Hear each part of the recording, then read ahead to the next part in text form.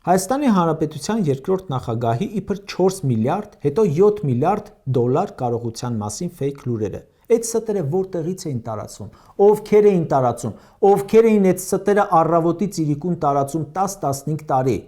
Աննա Հակոբյանը պատահաբար չգիտի։ Ձեր թերթում ստերը գրել եք, Ազգային ժողովի ամբիոնից կարդացել եք, հիմա էլ է նույնը։ ՔՊԱ-կան падգամավորի մասին գրում են, որ падգամավոր լինելով դղյակ է գնել, այն էլ շուկայականից էժան գնով, եթեր է մտնում ու փոխանակ դա հիմնավորի, ասում է Քոչարյանի փողերը։ Չէ,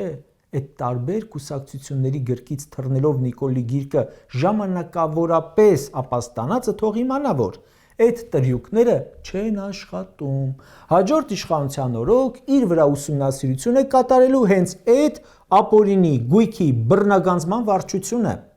Երևի հենց դրա համար էլ ատամներով պահում են իշխանությունը։ Եվրամիությանն են դիմում, որ մի բան արեք, օգնեք, մնանք իշխանության։